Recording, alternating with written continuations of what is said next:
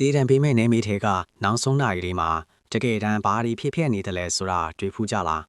မနေ့၈နာရီမှာတော့သူ့ကိုတေးလူတွေထားတဲ့အခန်းစီရွှေ့ပြောင်းလိုက်ပါပြီအဲ့ဒီအခန်းကကျင်းလဲကျင်းတယ်လို့အေးဆက်နေပြီးသူ့ဘဝရဲ့နေကုန်းချိုးရာနဲ့ခြေလန်းအနှဲငယ်ပဲဝေးတော့တာပါမွန်တယ်စနေနာရီရောက်ရင်တော့ဒါဟာနောက်ဆုံးစားရမယ်ထမင်းဝိုင်းပါပဲ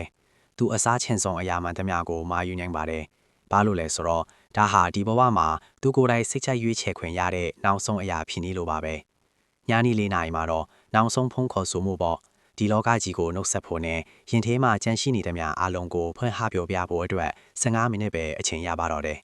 အခုလိုအချိန်မျိုးမှာအချိန်တွေကတကယ့်ကိုမြဲမြဲဆန်းဆန်းကုန်ဆုံးနေတာပါညရှင်ကားဒီမှာတော့သူဟာနောက်ဆုံးအချိန်အဖြစ်ရေချိုးရပါမယ်ပြီးတော့ခီးဝေးထွန်းဖို့ပြင်ဆင်တဲ့အနေနဲ့ကြမ်းတမ်းတဲ့အဝတ်အစားစစ်တွေကိုလဲလဲဝတ်ဆင်ရပါတယ်ည7:00နာရီမှာတော့ထောင်းပိုင်နဲ့ Priest လို့ခေါ်တဲ့ဖုံးတော်ကြီးတို့ကတကောက်လာခေါ်ပါလိမ့်မယ်။သူ့ကိုတည်တံပေးမဲ့အခန်းစီကိုအစင်းရောင်လမ်းကြောင်းအတိုင်းခေါ်ဆောင်သွားဖို့အတွက်ပါ။ည7:59မိနစ်မှာတော့သူ့ကိုကလားထိုင်ပေါ်မှာချီနှောင်လိုက်ပါပြီ။ထောင်းပိုင်ကနောက်ဆုံးလို့ဆယ်စကားကိုမေးမြန်းပါလိမ့်မယ်။နိုင်လက်တံကတန်းခေါင်ရန်12နာရီကိုထိလိုက်တာနဲ့အရာအလုံးကမောင်အတိကြားသွားပါတော့တယ်